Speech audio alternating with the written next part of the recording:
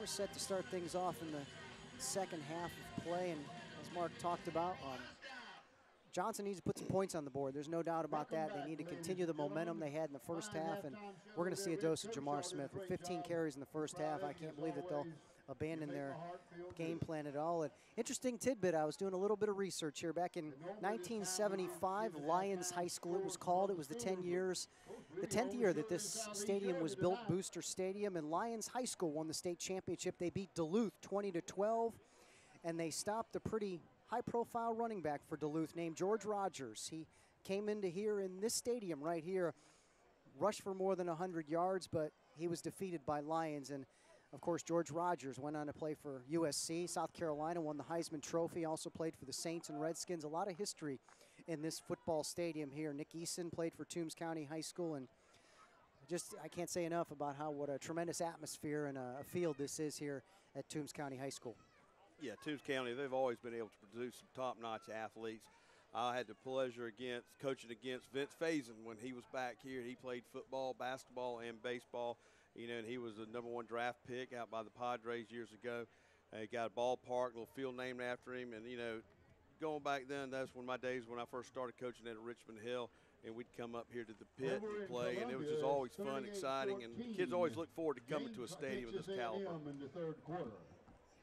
The old bowl coach is in trouble. Of course, Lyman Guy, one of the coaching changes in our area, mentioned Richmond Hill. He helped build a program there. Josh Eads, one of his assistants, he was the offensive line coach at Richmond Hill last year. Josh Eads takes over the program at Richmond Hill as Lyman Guy comes here to Toombs County. And we've had, a good number of coaching changes around the area. Greg Hill, former Georgia Southern quarterback, led the GSU Eagles to a national championship in 1999. He coached at Statesboro for 8 seasons and is now the head coach at Bradwell Institute.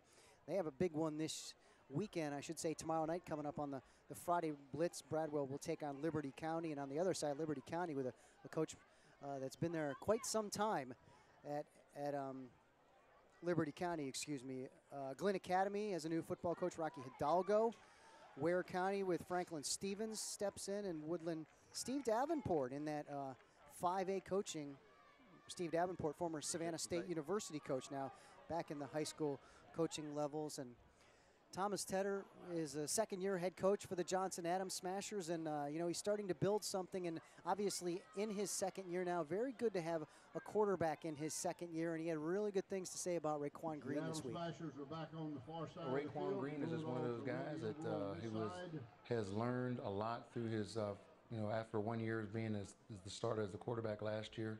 I think this past year, or going into this year, his decision-making has gotten a lot better, and he's distributing the ball to all the weapons that he has around him. 14-6 your score. Raekwon Green leading the way, and we're going to need to see more of that potent passing attack by Johnson. They came out with a storm.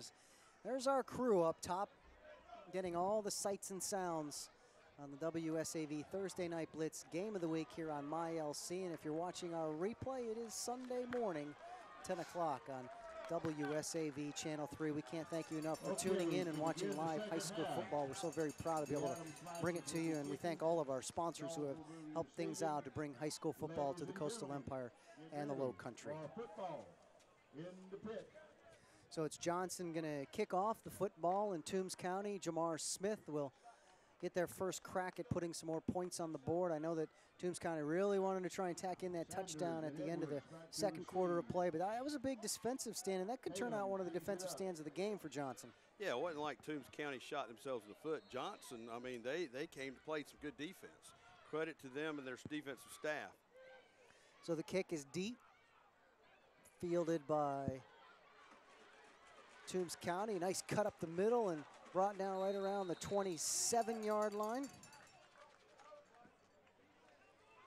Edwards brings it back across the. Well, when you come out here as a coach, you always want to own these first few minutes here of the third quarter. You want to get that momentum back. You've been in the locker room, you've made adjustments, you've rested a little bit, and you want to come out and set the tone here, whether you're on offense or defense here.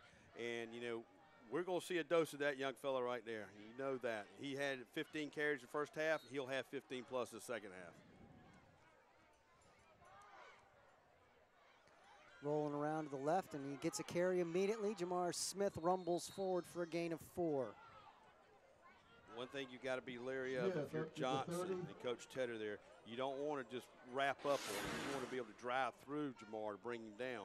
We've got some high tackles going on. They might get away with it now, but as this game progresses and they get tired, that won't get him down. So it's a 2nd and 6.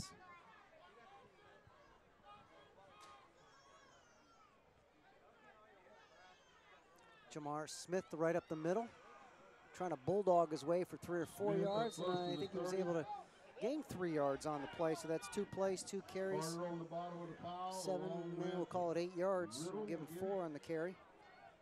Johnson doing a real good job defense. If they're able to do that, they're bringing, like I said earlier, they're bringing that extra guy down in that box. That means they got 1 extra guy that Toombs County cannot account for and block. Jamar Smith checks out of the game just to get a quick breather. Straight surge forward, gain of 3 yards and a first down. Jordan Usher, straight forward, so +3 for Usher. That's a good, safe play. When he comes up to the line, he sees that the A gap is wide open. That's the gap between the center guard, and he can take the snap and pretty much go for 3 yards every time. You know, this is going to be the real test. We talked about that defensive line, LeCount, Burrell, Scott, and Riddle, but, you know, the linebackers, Jenkins, Joshua Smith, Isaiah Hunter, are going to have to start creeping in and helping out on that offensive line. Nice flip wide to the left-hand side. Good defense play. That was a great blitz where they timed the blitz perfectly, got on the quarterback as he went to make the pitch, disrupted a little bit, and then you're able to get flow from your linebackers and secondaries to make sure they get no gain out of that. I believe that was Burrell on the sophomore defensive end for Johnson High School coming around to make a nice save, so that's a loss of a yard on the play. 2nd down and 11 yards to go. Handoff straight up the middle. He kept it, actually, Usher, and breaking free all the way to an 11-yard gain. A 10-yard gain will give him be just short of the first down. So that was Usher running the football for 10. Right there, I don't know if that was it. He put it right in the fullback zone, and he pulled it out the last moment, and that confused the defense, and that's why he was able to get good positive yards. Bronza Jones in the backfield. Nice block to give him some room to go. Extra whistle blowing, and he stopped the clock. Stopped play. I'm not exactly sure why. There's 9:32 left. The clock on the screen is not right. We have 9 minutes and 32 seconds left to go. 9:32 in the 3rd quarter of play. 14-6 Johnson leads Toombs. So it's Usher with the football. Kind of ran into his own man. Keeps the football. And Usher didn't look pretty, Mark, but got the job done. Yeah, well, Coach Guy, he's got his offense doing exactly what he wanted to come out in this half do. He wants to put together a nice long drive. He's going no huddle. He's not letting Johnson get a lot of substitutions in, nor make adjustments as they go here. And they're getting 3 and 4 yards every carry for first downs. And right now, that's important to them. It's Usher under center. Gives it to Jamar Smith. Smith breaks through. Smith keeps his legs going and just keeps on going. That's what Jamar Smith can do. Gain of 16 on the play. See, he's starting to pound it now. Look at it. He had a great hold by the offensive line. Got to give a lot of credit to them. Now Johnson's just trying to hang on to him, and he's able to break tackles, spin forward, and pick up a big gain. Darius Miller tried to make a tackle, and Jamar Smith just pushed him out of the way and said, move along. Quick snap to the fullback that time, and Bronza Jones with a gain of a few yards maybe. And what you got to notice here on this defensive line is the difference here in this half. Johnson defensive line is starting to get a little winded, even though we're just here early in the 3rd quarter. They're standing up. When you stand up, you can't get the leverage and to be able to knock the back backwards.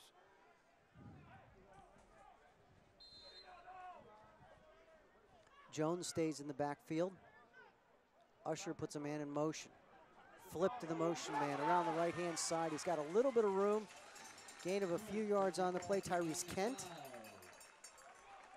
Good run there by the junior. He got outside, loaded his head, was able to pick up positive yardage. And Toombs County, what they're moving those chains. And we're going to get a timeout here by Coach Tedder and the Johnson Manor Smashers. So we'll take a timeout as well. Johnson on top of Toombs 14-6, but the Bulldogs are moving the football. You're watching the WSAV Thursday Night Blitz Game of the Week.